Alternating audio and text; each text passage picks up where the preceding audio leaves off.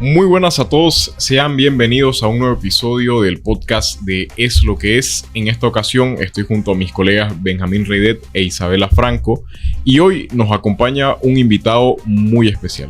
Él es Marcelo Áñez, empresario, actual candidato a la alcaldía de Porongo, una de las mentes detrás del partido político Voz y autor de La Resistencia a la Conquista. Marcelo, muy buenas tardes, ¿cómo estás? Gusto de tenerte aquí con nosotros.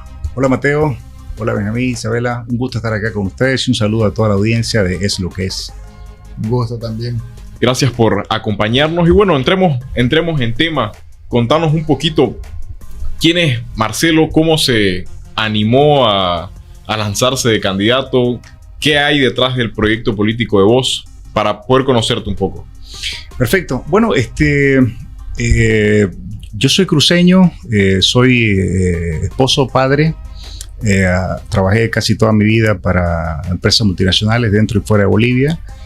También siempre tuve una inquietud, digámoslo, intelectual de alguna forma. Siempre me gustó leer desde niño y en algún momento sentí que habían cosas que tenía que decir y desarrollé un método que siempre es personal, digamos, para escribir. Por eso escribí 2 libros. Uno de ellos es el que mencionás, el más reciente. Y adicionalmente, quizá por todas las cosas que han pasado en el país, siendo muy joven sentía ganas de entender las cosas y más adelante me dieron ganas de influir sobre eso.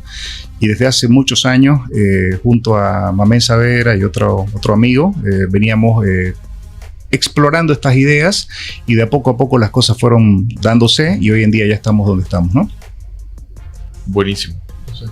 Marcelo, sí. Un poco la forma en cómo queremos llevar esta entrevista. Primero queremos hablar con el Marcelo autor, okay, y luego con el Marcelo candidato, ¿no? Perfecto. Porque hay esas 2 facetas, ¿no? El Marcelo escritor, el Marcelo gerente y el candidato. El gerente le da de comer a los otros 2 por si acaso. Hay que trabajar, ¿no? Así es, hay que trabajar. Así es. Bueno, Marcelo, yo leí tus ensayos. Me parecieron muy interesantes y creo que para partir hablando bien de tu libro, primero me gustaría que definamos algo, porque es un concepto que aparece de forma trascendental en tu libro. ¿Qué es la élite cruceña? ¿Quiénes son? ¿Existe una élite cruceña, digamos, homogénea, con intereses alineados? Porque finalmente somos una región muy grande, digamos, a nivel departamento, casi 4 millones de habitantes. ¿A qué te referís con élite cruceña? ¿A los empresarios, digamos, con plata, con capacidad de influir? ¿A los políticos cruceños? ¿A las personas que están en las instituciones? ¿Cuál es el concepto que vos tenés de la élite cruceña? En principio te digo lo que no considero élite, porque mucha gente se imagina que cuando uno dice élite lo asocia inmediatamente a logia, por ejemplo. No, claro. No es eso. Yo muchas veces digo que este libro está destinado o por lo menos tiene la intención de sacudir a la élite, pero a quienes elijan ser élite o a quienes quieran más adelante volverse una élite. Yo en un concepto general entiendo una élite como un grupo que piensa la sociedad a futuro y que la va moldeando para ese lado. Entonces, no creo que sea un grupo homogéneo. De hecho, te soy sincero, no creo que exista ese grupo hoy en día. Tal vez estoy hablando para el futuro. Entonces, para mí las personas sí es una combinación entre el empresario privado, entre intelectuales de la sociedad, entre comunicadores como ustedes, entonces, entre gente que influye, digamos, y que se preocupa para dónde va una sociedad. De la mano de la pregunta que hizo Benjamín, en su libro usted menciona esta narrativa victimista que es muy popular en Santa Cruz en torno a lo identitario con la oposición andina y cómo esto es una piedra en el zapato para poder enfrentar el liderazgo nacional de parte de los cruceños. Entonces, ¿cómo cree usted que debe cambiar el chip de las élites cruceñas y en sí, en su sociedad como conjunto, para poder afrontar al fin este liderazgo dentro de la política nacional? Creo que el primer paso es darse cuenta. No digo que mi verdad sea la verdad, pero creo que es darse cuenta. Nosotros llevamos décadas en este victimismo Canva, en donde todo lo malo que nos pasa es culpa del centralismo, de los collas, y hay que preguntarse, ¿a dónde nos ha llevado eso? y probablemente seguimos en el mismo lugar o un peor lugar desde el punto de vista de la autodeterminación política que hace décadas atrás. Entonces es una provocación y también es una pregunta. ¿No será hora de probar otra cosa, digamos? No está funcionando lo del victimismo. Además, otras veces lo he citado, hay una especie de fábula hinduista en donde habla de un elefante pequeñito que es lo sujetado por una estaca, y cuando el elefante crece sigue creyendo que la estaca lo detiene, no es consciente de su fuerza, se siente condicionado, pero no actúa. Entonces yo veo a Santa Cruz de esa manera, porque hemos crecido muy rápido y cuando era pequeñito esa posición de que desde allá nos gobiernan y no nos dejan hacer nada, se justificaba. Pero hoy en día, que es la región más grande y que es la región más rica, realmente no se justifica, porque podríamos nosotros transformar esa demografía y esa economía en nuestro favor para buscar autodeterminación. Autodeterminación es lo mismo que decir autonomía, es lo mismo que decir federalismo, básicamente es gobernarse a uno mismo. Entonces creo que es el momento de probar otra cosa. Y en esa línea, Marcelo, ¿cómo ves a la clase política de Santa Cruz? Bueno, ahora vos sos parte de esa, como decía Mateo, has formado este partido vos, y un poco transicionando hacia el Marcelo candidato. ¿Qué crítica le haces a los partidos políticos de acá? Creemos, Demócratas. Creo que la visión nacional que decían tener no era tal, que se buscaba un espacio cómodo aquí en la quintita cruceña, desde la cual discursar contra el andinocentrismo y el centralismo. Para que sea realidad, tiene que tener un plan viable y realizable. Yo respetaría, Benjamín, a una persona que diga: yo no creo que Bolivia sea un país viable y creo que a Santa Cruz le va a ir mejor siendo una nación aparte. Y tengo un plan para separar a Santa Cruz de Bolivia. Y mi plan es Ningún separatista tiene un plan, solamente invocar a la justicia porque son malos, el victimismo, ¿no? Entonces, no sé si es una crítica, creo que es más una constatación de la realidad. No hay una verdadera vocación para que Santa Cruz tome un liderazgo político en Bolivia, menos hay una estrategia. Yo en el libro utilizo una frase como, por ejemplo, que ir a una elección nacional con un discurso regionalista realmente es un sinsentido, ¿no? Es un sinsentido.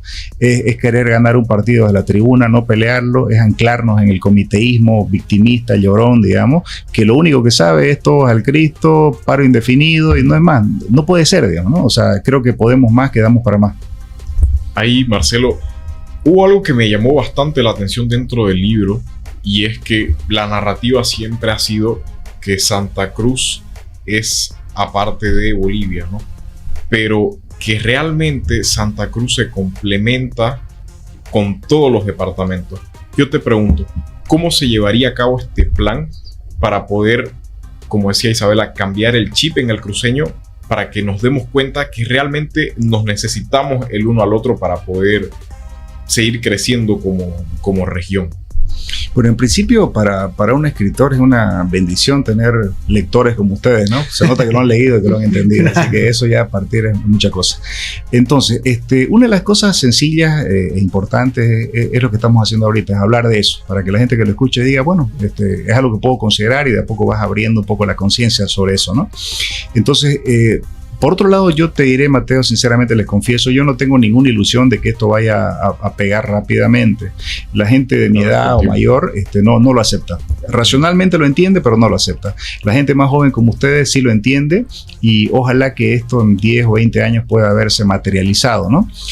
¿Cómo se llevaría a la práctica? El primer paso es darse cuenta de que es una tontería seguir anclado en un discurso victimista de cuando Santa Cruz era una aldea pobre y escasamente poblada, cuando hoy en día es una metrópoli del tamaño de cualquier ciudad de las más grandes de Latinoamérica, con 2 millones de habitantes. Santa Cruz de la Sierra me refiero, y el departamento con 4, y además que es la región que más aporta al PIB, y además, que no es un detalle menor, es el lugar donde se produce el 80% de los alimentos que consume el país, ¿no? Entonces eso pues te habla de una potencialidad y un poder latente muy grande. Tendríamos que transformar eso en poder político para gobernarnos a nosotros mismos. Digamos que ese es el concepto general, ¿no? Y a mí me parece que, y lo expongo en el libro, que hay 3 cosas que boicotean eso. La primera es el tradicional desprecio a las ideas que tiene la sociedad cruceña y su élite. Y lo explico, no lo digo como una crítica, es como una explicación de la realidad como yo la entiendo, y es porque somos una sociedad recientemente urbana, hasta hace poquito rural, todavía nuestra economía depende muchísimo de la tierra, del ganado, de la siembra, y eso hacía en el pasado de que hayan ciertas competencias que eran útiles. O sea, por ejemplo, muchas cosas que hoy en día parecen machismo son hábitos también de eso. El hombre iba a trabajar la tierra, salía al amanecer y volvía en la noche, y la mujer era la que se encargaba de criar a los hijos y no proveer, sino preparar la comida y la educación de los chicos, ¿no? Entonces era un rol bien establecido, digamos. Entonces, esa vida tan ardua hacía de que lo importante sea el temple, la voluntad, la buena salud, el carácter, pero no la sensibilidad estética, artística o intelectual. Eso más bien estorbaba en una sociedad tan ruda, podemos decirlo. Y eso ha permanecido en el tiempo y ha hecho que hoy en día también las élites, hablando en general,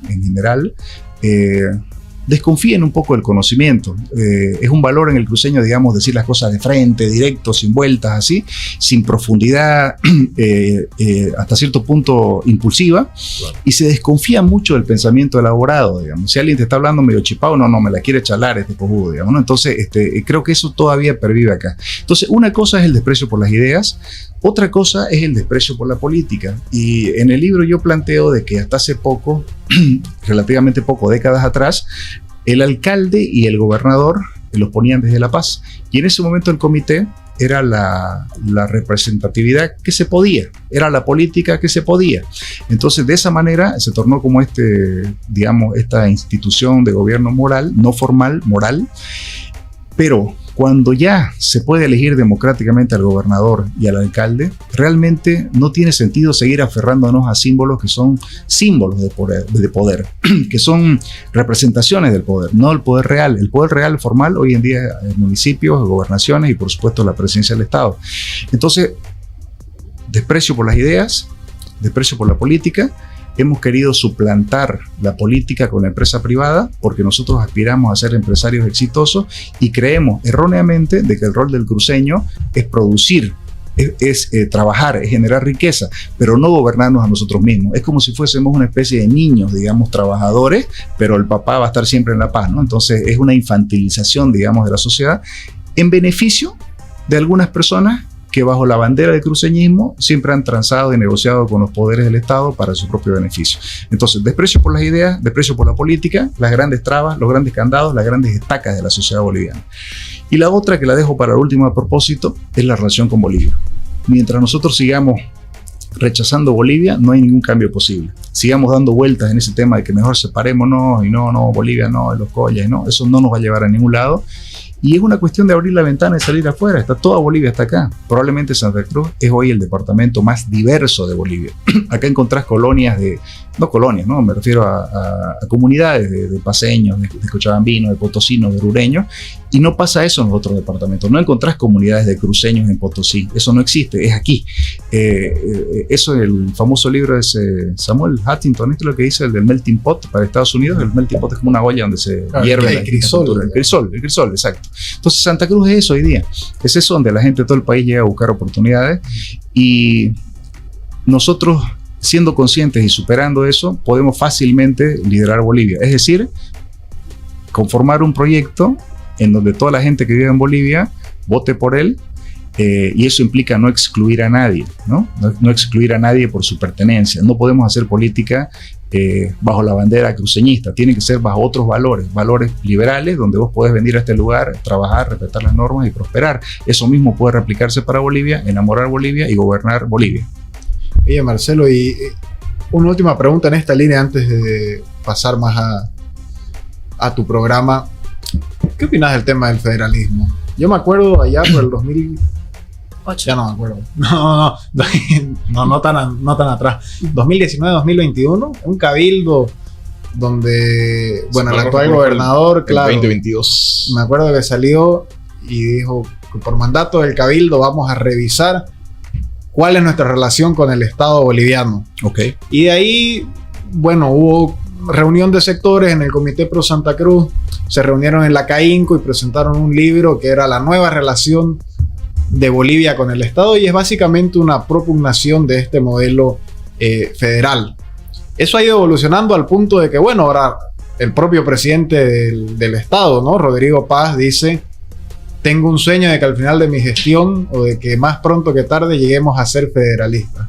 ¿Cómo veo este tema del federalismo? ¿Se está planteando realmente de una forma seria o es más parafernalia? ¿Hay un intento político o algún grupo, digamos, que esté intentando elevar realmente esto a una propuesta política seria a nivel país? ¿O son más eslogans lo que estamos viendo? O sea, digamos, el deseo en la institucionalidad cruceña es real, ¿no? Pero una cosa es un deseo y otra cosa es tener la capacidad de llevarlo a la práctica. Vos imaginate que un día la vaca le diga al ganadero: quiero replantear nuestra relación, ¿no? No puede, pues no tiene el poder para eso.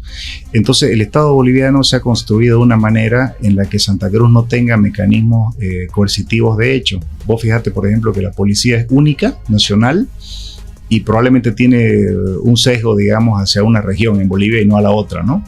Entonces, más allá de los discursos, yo creo que no se ha avanzado en nada. De hecho, se ha retrocedido en muchas cosas.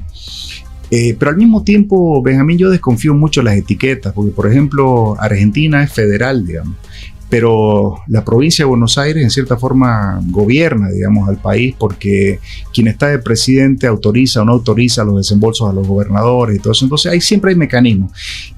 Quizá el principio más importante, que no es solamente de aquí, sino de todo el mundo, es que el poder siempre quiere ser más, quiere concentrarse más, siempre, siempre. Y trata de mantenerlo todo para sí y nada para los demás. El Rodrigo de la campaña hablaba mucho del 50-50, ¿no? El Rodrigo presidente dice: sí, está bien, pero no todavía, digamos, tal vez más adelante. Porque te afecta si vos estás en la periferia esa de la que no decide nada, pero qué bonito debe ser estar en el centro y decidirlo todo. Entonces cambia la perspectiva. En ese caso yo insisto, no hay que apelar a cuestiones morales, si eso está bien o está mal, o si es justo o es injusto. El poder es así, es una dinámica de poder. Y en esa dinámica de poder, Santa Cruz va a tener mayor poder de negociación mientras más presencia tenga la Asamblea Nacional, por ejemplo. Mientras tenga un liderazgo que tenga proyección nacional, por ejemplo. Ahí no hace falta pedir ni suplicar, es tomar. Y el poder no se suplica, se toma. Marcelo, hablabas algo ya directamente para entrar al siguiente tema, que es Marcelo candidato. Uy, caramba. Lo hilo también con el libro. Sí. En el libro mencionaste que el empresario cruceño, para ser específico, muchas veces es ajeno a lo que viene a ser la política. Simplemente decide dar un paso al costado: yo estoy bien con mis vacas, con mi soya, etc. Y quizás para poder cambiar el chip, o por así decir, que Santa Cruz obtenga mayor poder dentro del gobierno, es que el empresario también dé el paso hacia adelante. Vos sos empresario y dentro de Porongo residen muchos empresarios. Sí. ¿Qué planes hay para Porongo pensando quizás en la relación municipio con empresariado? Bueno, mira, primero quisiera decir que un empresario tiene un primer compromiso, que es con su empresa, ¿no? Porque hay que pagar sueldo, hay que hacer crecer la empresa, y quien no entienda eso no es empresario y tiene que dedicarse a otra cosa. De hecho, yo hace poco dejé mi trabajo del todo porque una empresa multinacional bien constituida está prohibido involucrarse en política, uno firma, digamos, ¿no? Entonces era incompatible. Porque la política para el negocio privado realmente es mala, digamos, para tu negocio, ¿no? Entonces ahí viene una pregunta: ¿cuál sería entonces el rol de un empresario que quiera comprometerse con esto que yo planteo en el libro, con, digamos, hacer de Santa Cruz el centro de Bolivia?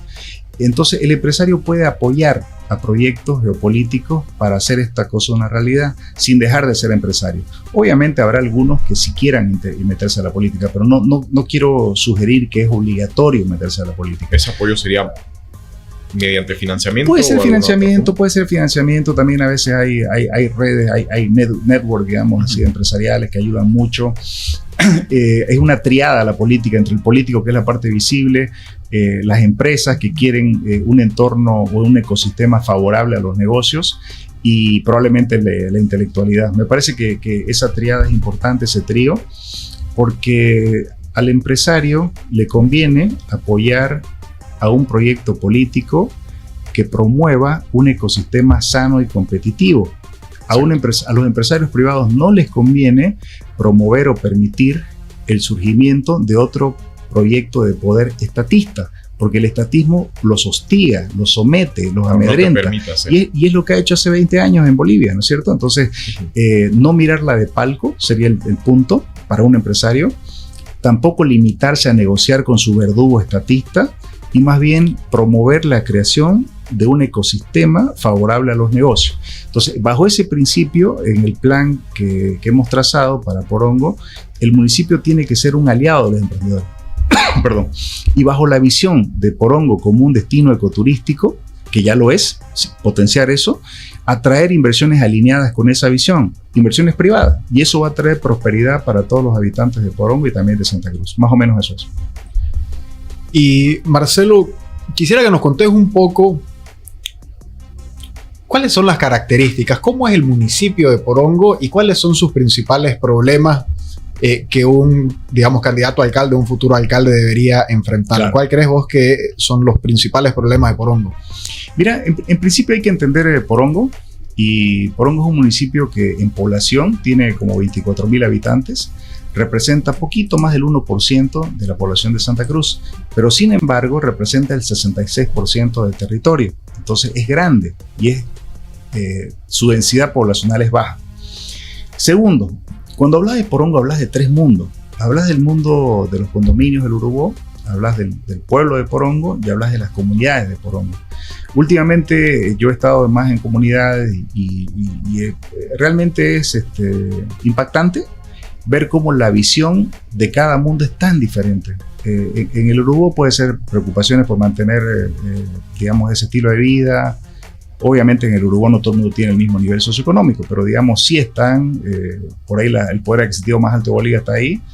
Y en el pueblo las preocupaciones son otras, son las fuentes de empleo. El pueblo de Porongo trabaja mucho los domingos porque es un destino ecoturístico y de lunes a viernes es más tranquilo. Entonces, más bien, por ejemplo, ¿cómo hacer que Porongo se vuelva por ahí un centro cultural? Que ustedes puedan hacer su streaming desde Porongo, puedan haber bibliotecas en Porongo, puede haber un centro cultural, digámoslo así, para que genere movimiento entre semana también. Y además de que para que en Porongo se atraigan estas inversiones que yo te decía y que haga que no solamente el empleo municipal sea la única fuente de estabilidad y prosperidad, sino que sea la iniciativa privada.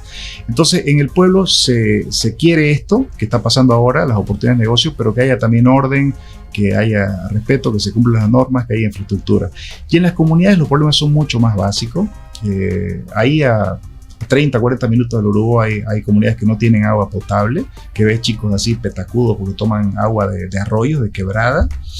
Y la principal de lejos en una comunidad, siempre te lo repiten, es caminos transitables todo el año. Eso es clave. Desde primero sacar la producción para poder venderla. Es una tierra bendecida, produce de todo, produce no solo chichairú, naranja, limón, miel, un montón de cosas, son paraísos, digamos, básicamente. Entonces sacar eso a la producción hacia el pueblo. Y también que haya un mercado, por ejemplo, donde ellos puedan vender su producción. Se nos ocurre que sería una muy buena cosa que haya un mercado con parqueo limpio, ordenado, uno que no existe ahora en Santa Cruz. Habría que crearlo, donde te dé gusto ir ahí, sea una linda experiencia como cliente para comprar directamente toda la producción que viene de las comunidades, que traen verduras, cítricos, todo lo que te mencioné antes, ¿no? Entonces, eso es en líneas generales. Porongo es integrado por esos tres mundos. Y la politiquería de las últimas décadas ha tratado de instalar un cierto resentimiento que parece increíble entre estos tres mundos. Es decir, lo que se hizo en el país en los últimos 20 años en grande, también se lo ha querido hacer aquí en chico. Entonces, me parece que un nuevo liderazgo, una renovación política en Porongo, debería primero integrar o buscar integrar estos mundos y buscar prosperidad para todos. Hablando más sobre sus propuestas, ¿qué planes tiene usted para Porongo? Y si es que tiene alguna obra en conjunto con el municipio de Santa Cruz. Ah, sí, Isabela, gracias por la pregunta. Tenemos un montón, porque el plan lo hicimos de manera conjunta con el equipo de Mamén Y la principal, la que llama más la atención, la que es más importante por inversión, son 2 nuevos puentes. Está tanto en el plan de Mamé para quien quiera revisarlo y está en el plan de Porongo. 2 nuevos puentes entre Santa Cruz de la Sierra y Porongo. Uno al sur y otro al norte. Por ejemplo, mira, ahorita de los 3 puentes que hay, bueno, en realidad parecen 2, ¿no? Pero son 3, ¿no? Porque había el primero, le hicieron uno al lado, unos gemelos, y después está el otro, el del Village, me parece que se llama el arquitecto Cristóbal Roda. Entonces, esos 3 puentes, 2 fueron hechos por desarrolladores inmobiliarios y uno de ellos por la gobernación. Los municipios que son los llamados a conectar a su población no han hecho ni uno. Es decir, entonces, que los municipios están en deuda con Porongo y con Santa Cruz de la Sierra. Como ven, hemos planteado esto como una primer propuesta conjunta, pero hay otras, ¿no? Por ejemplo, la basura, el manejo de residuos sólidos, hoy en día lo hace la empresa de Santa Cruz. Se entierran en Santa Cruz 1.700 toneladas de basura diaria en el vertedero que se llama San Miguel de los Unos. Esa basura genera una cosa que se llama lixiviado, que es una especie de líquido que va permeando en la tierra y te contamina los acuíferos. Entonces es realmente muy malo a largo plazo. Y de esa basura se emite también gases de efecto invernadero, como es el metano. Y esa basura lleva plástico, lleva metales. En otras palabras, hay plata en la basura. Eliminando el gas metano, vos podés hacer los bonos de carbono, y protegiendo o reduciendo la cantidad de basura que se entierra, vas a proteger también el agua que está debajo. Lo malo es que son inversiones muy grandes y se puede, digamos, avanzar a través de una APP o bajo el modelo concesional con privados. Pero se estima que son arriba de $100 millones una planta bien puesta de esa. Y una de las razones por las que no se ha hecho es porque no hay seguridad jurídica en Bolivia para una inversión de esa magnitud y esa calidad. Alguien podrá decir, no, pero hay una ley de APP y concesiones en la gobernación y otra en el municipio, lo cual es verdad, pero no hay una a nivel nacional. Entonces, pensándolo desde el bolsillo de un inversionista, nadie va a venir a poner semejante cantidad de plata si no tener la absoluta seguridad de que no te van a nacionalizar o que no van a intervenir. Entonces, puente, basura, agua, iluminación, alcantarillado, son proyectos que vamos a acometer en conjunto, porque Santa Cruz de la Sierra y los municipios metropolitanos que conforman la Gran Santa Cruz es la comunidad y la escala correcta para abordar ciertos problemas que son bien estructurales. Yo sé que te lo han preguntado antes y tu respuesta ha sido no va a pasar, pero vamos al escenario hipotético donde Mamén no gana la elección. ¿Ya? ¿Cómo se llevarían a cabo estos planes en conjunto? ¿Tendrías la voluntad de poder hablar con el siguiente alcalde de Santa Cruz? Si yo resulto electo. Sí. Bueno, mira, otra vez, como decía la otra vez, ese supuesto es negado porque ya van a salir las encuestas y te vas a dar cuenta, Mamén va a arrasar. Ya tenemos los números nosotros de las propias investigaciones que hacemos y es una cosa inédita en Santa Cruz, así que se vienen buenas noticias para Santa Cruz. Pero vamos a hacer de cuenta el escenario pesadillesco que planteas. Pero bueno, un alcalde electo, quiera o no quiera, tiene la obligación. Entonces, planteando de esta manera, como que, digamos, no va a salir la persona que está aparentemente vinculada al actual gobierno, y voy a ser yo, pero yo voy a hablar con el presidente Rodrigo Paz, con mucho gusto además, porque es una obligación, ¿no? Es para el bien del ciudadano. Me parece que toda autoridad debería pensar así. Buenísimo. Y bueno, en esa línea, yo estaba pensando la misma pregunta, pero me la robaste un poco. Pero para complementar, ¿por qué crees que se ha dado esa división, confrontación entre el municipio de Porongo y Santa Cruz? Yo francamente nunca la he entendido. No puedo entender cómo entre nosotros los cruceños mismos nos estamos poniendo las zancadillas. Claro, y bueno, hacer un puente. Bueno, lo de los puentes ya llevan ¿cuántos años? Y que el municipio acá y el municipio allá y los empresarios y no sé qué, y es un quilombo al final. Y yo pienso, no debería ser tan complicado. O sea, para la escala de ciudad que nosotros tenemos, hacer un puente, o sea, deberíamos ser más que capaces para hacerlo rápido. Por supuesto, en todas partes del mundo hay puentes, hay municipios, hay ríos, y nunca ha sido un gran tema, ¿no? Como acá. Creo que tiene más que ver con la dinámica de las autoridades que estaban en ese momento, ¿no? quiero decirlo hasta ahí, digamos. Más coyuntural. Totalmente, no es un tema estructural. Yo pienso que es más algún tema de corrupción interna donde se pasan la bola entre ellos, ¿no? Como que la obra de acá no se ha dado porque el municipio allá no está cumpliendo, cuando en realidad quizás es de un lado que no se está cumpliendo y viceversa, debe pasar así. No sé, o sea, digamos, la corrupción que se busca a veces en la obra pública gana cuando esta se hace, digamos. Entonces, los mismos corruptos quieren que se haga la obra bajo sus condiciones, ¿no? Yo creo que es más un tema de características personales de las autoridades que habían antes, ¿no? Me parece que iba por ahí. Porque hoy en día ya estamos acordados los dos puentes con Mamén, digamos, ¿no? Y los municipios son los principales que tienen que ponerse de acuerdo con eso, firmar un contrato, un convenio, todo, y de ahí para adelante. Entonces, proyectándolo a futuro, Porongo tiene la oportunidad justamente de construir un gran futuro juntos, que es algo que es inédito, porque siempre vivieron medio indiferentes, medio de espaldas, para no decir otra cosa, digamos, estos dos municipios que realmente son hermanos, son lo mismo, ¿no? Algo que mencionaste igual es que el problema del por qué el inversor no siente atractivo quizás invertir es por la falta de seguridad jurídica. ¿Qué planes dentro del programa tienen ustedes justamente para allanar ese camino? Para que exista seguridad jurídica para el municipio de Porongo y cualquiera pueda invertir y quiera invertir en Porongo. Claro, yo decía que la seguridad jurídica va a venir de una ley nacional de alianza público-privada. Entonces es muy importante que la gente vote por Mamén y vote por los candidatos de Mamén en la zona metropolitana para que desde la Gran Santa Cruz tengamos un mayor poder negociador con el gobierno actual. Ahora, el gobierno actual da buenas señales en el sentido de que va a desmontar lo que llaman el estado tranca. Entonces es un nuevo tiempo en el país y creemos que las cosas van a fluir de mejor manera, digamos que eso va a ser posible. Yo no veo que haya ningún obstáculo para generar la normativa necesaria para justamente dar esta seguridad jurídica que hace falta. Buenísimo. Sí, yo creo que parte todo a través del diálogo. Sí, del diálogo, exacto.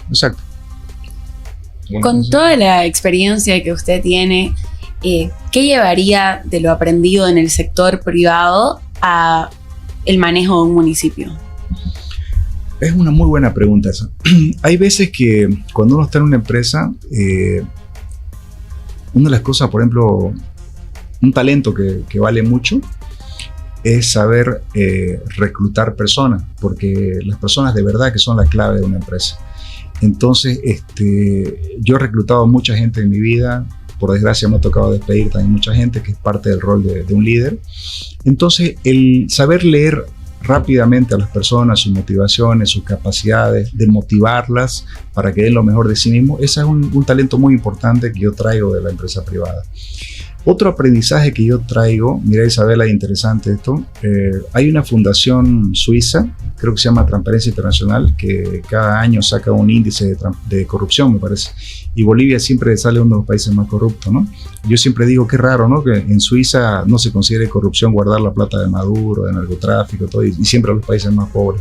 Pero salvando eso, en todas las empresas en las que yo he trabajado, nunca vi una sola persona que se le pase por la cabeza no dar lo mejor de sí misma, o peor, digamos, robar algo a la empresa o boicotearla. Al contrario, siempre vi gente inteligente, comprometida, trabajando todo el tiempo a full, generando siempre nuevas ideas, un ecosistema súper sano. Y en Bolivia, no te hablo de afuera, en Bolivia. Entonces, a mí eso me hace pensar de que no es una condición genética del boliviano, es una cuestión cultural. Y es posible que vos crees una cultura sana. Lo primero es que tenés que escoger buena gente capacitada para el cargo, que esté motivada. Lo segundo de eso es darle las herramientas necesarias, las condiciones, y sobre todo tener los valores explícitos, digamos. Y además, lo más importante probablemente es el liderazgo. El liderazgo es el gran destructor o constructor de una cultura organizacional. Si vos tenés un alcalde corrupto, de ahí para abajo, digamos, va a ser igual o peor, ¿no? Entonces, si vos tenés a alguien que inspire con decencia, que dé lo mejor de sí mismo, que proceda con corrección, con educación, y contratás gente con esos mismos valores, vas a ir creando un círculo virtuoso. Me parece que eso es algo también que puede aplicarse en alguna medida al sector público. Ahí, Marcelo, mencionabas, haciendo la comparación justamente del sector privado con el sector público, el alcalde viene a ser un administrador del municipio. Sí. Y una característica de un administrador es que también tiene que tener facetas de líder. Sí. Y como líder tiene que saber comunicar. Sí. Como líder que va a comunicar este discurso o proyecto de unir a Santa Cruz con todo lo que vienen a hacer los otros departamentos que planteaste justamente en el libro, ¿lo vas a promover durante o desde tu posición de alcalde, mejor dicho? ¿Promover qué cosa, perdón? La idea La que integración, la integración digamos, de Santa Cruz a Bolivia. No, sí, por supuesto. De hecho, en cierta forma estamos llevando a la práctica cosas que yo planteo en el libro, en donde hay que involucrarse en política, lo estoy haciendo. Mi discurso siempre ha sido ese, nunca ha cambiado desde hace mucho tiempo y va a ser siempre integrador, inclusivo, sin duda, con la Bolivia que ya está acá y con la Bolivia que no está acá, sin duda. Porque otra vez, ¿no? VOZ es un proyecto que no se limita al municipio, a ningún municipio, sino es metropolitano y con proyección nacional. Entonces aquí están haciendo algo grande, Mateo, y esperemos que la gente lo sepa entender y sepa apostar por eso. Buenísimo. Bien, Marcelo, y quería hablar acá un tema que lo hablábamos en privado el otro día, pero para sacarlo al podcast. ¿Qué opinás de que en el Urubó, como vos decías, quizás la zona con mayor poder adquisitivo de Bolivia, hayan todavía varias casas de gente pudiente, por ejemplo, que no tengan un alcantarillado? ¿Por qué se da esa dicotomía? ¿Cómo te explicás vos esa contradicción? Un barrio de gente ultra rica, pero que no tiene alcantarillado. Claro. Habría que preguntarse qué les prometió el desarrollador inmobiliario cuando le vendió el terreno, porque el modelo de negocio de un desarrollador inmobiliario del Santa Cruz del 2010, digamos, para adelante, del 2006 para adelante, era comprar una quinta ganadera en Porongo, luego lo hacías urbanización, lo loteabas y vendías un Photoshop de una gran casa hermosa, todo, y podías a lo mejor prometer que la instalación eléctrica iba a ser subterránea, que cuesta 5 veces más que la aérea, por si acaso.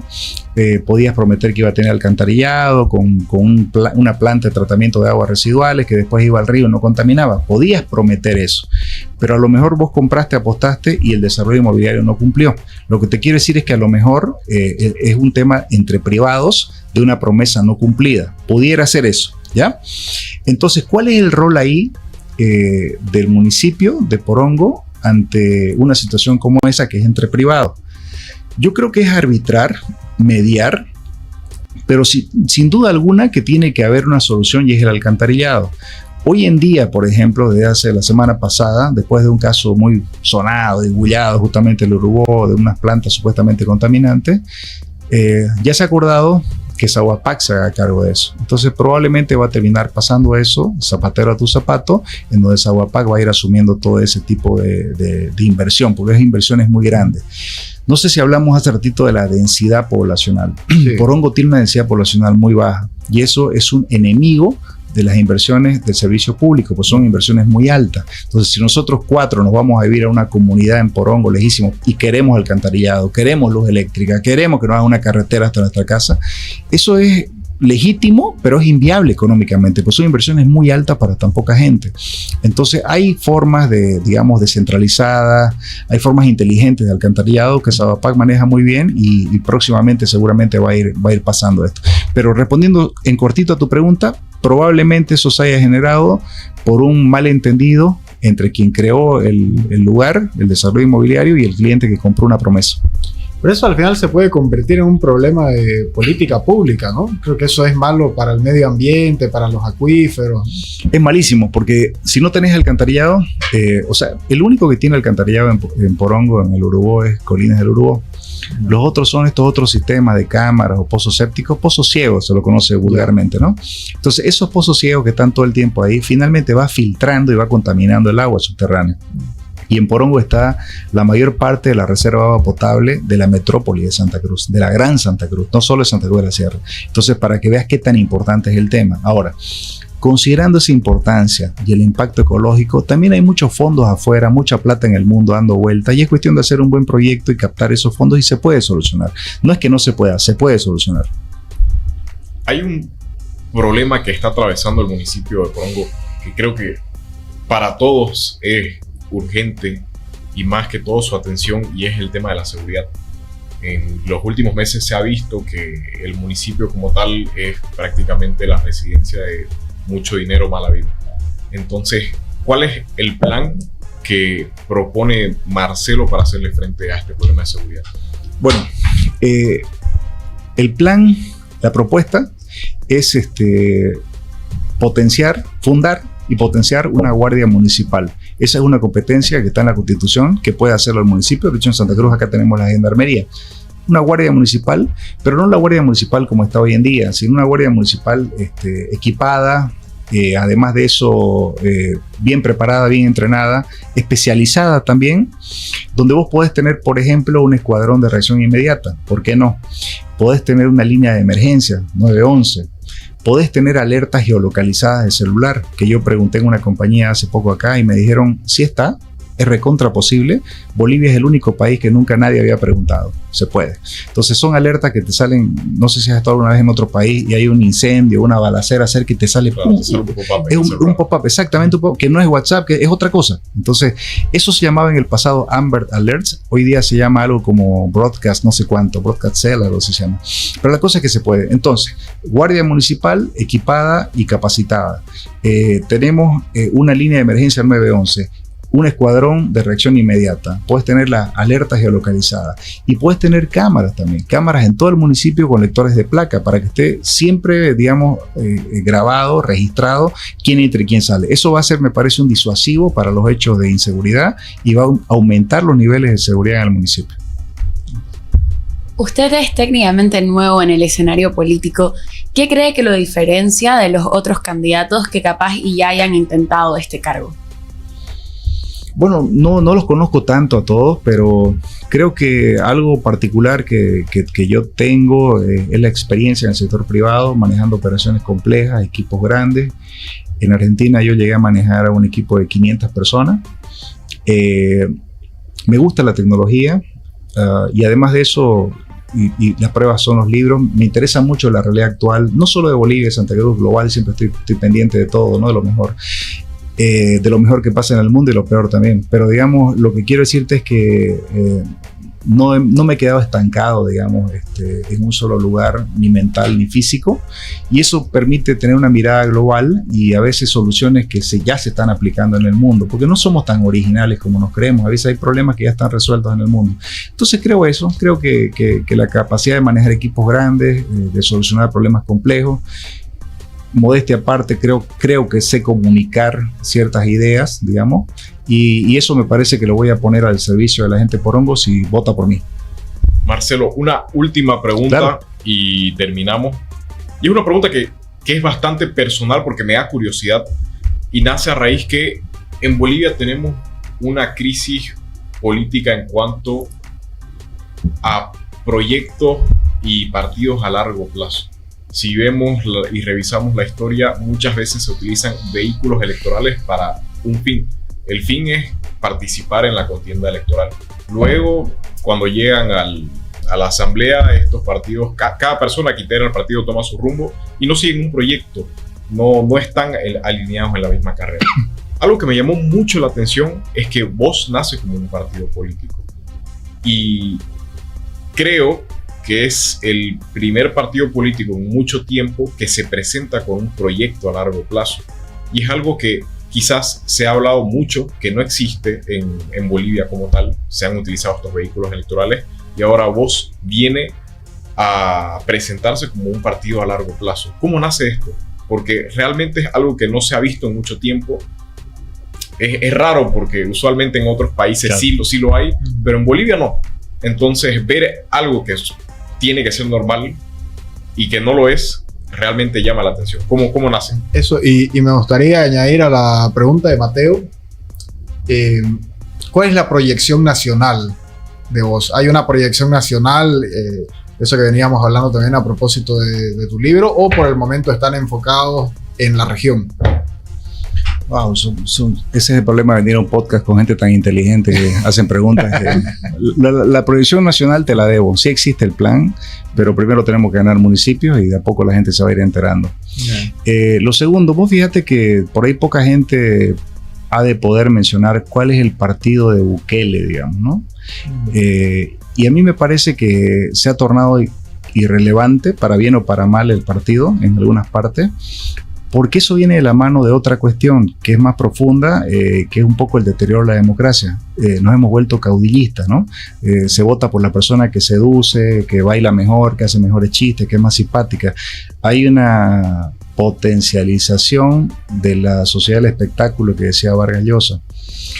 Entonces se dan situaciones tan raras, hasta para mí que tengo canas ya son raras, digamos, el hecho de que haya gente que esté hace 20 años en política y no tenga partido y aparece 3 meses antes y todo, eso es poco serio, me parece, poco serio. Entonces nosotros hemos querido hacer todo diferente, de la manera correcta, y hicimos voz para no estar condicionados ni estarnos enyuntando con quien no queremos estar, sino que sea todo acorde a los mismos valores y la misma unidad. Y lo hemos conseguido.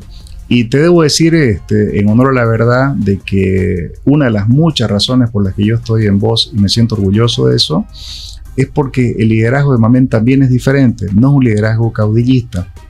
A él no le molesta que surjan otros liderazgos. Él lo entiende de esa manera. Él personalmente tiene un plan para él. Yo tengo un plan para mí. Otras personas tienen un plan para cada uno con sus objetivos, con su camino, ayudándonos unos a otros por el bien de Santa Cruz. Entonces se permite la emergencia de otros liderazgos. No es un solo liderazgo caciquista. Eso no es, ¿no? Entonces haces bien en señalar la diferencia porque es diferente. Hay un partido político que nace claramente con una visión, con unos objetivos, y con un liderazgo decente, amplio y que trasciende, digamos, lo que conocemos hasta ahora. Bueno, si no hay más consultas por parte de ustedes, No. te agradecemos mucho, Marcelo, por brindarnos tu tiempo. La verdad que fue una charla, una conversación muy enriquecedora. Muy amena, sí, la verdad que sí. Gracias. Muchas felicidades también por el libro. Más bien, si tienen la oportunidad de comprarlo, cómprenlo. Realmente es una lectura enriquecedora. Ahí lo está mostrando. Sí, recomendadísimo. Y es cortito. Es cortito, Para que no se asusten, es una son sentada, 70 páginas. no duele la cabeza. Sí. Se disfruta mucho de leer. Gracias. Así que bueno, el mejor de los éxitos, Marcelo, en lo que queda de la campaña, que es menos un mes. Bueno, un poquito más, medio un poquito unos más de un mes. Así que nada, muchísimas gracias. Gracias a ustedes por sintonizarnos y vernos una vez más. Nos vemos en la próxima.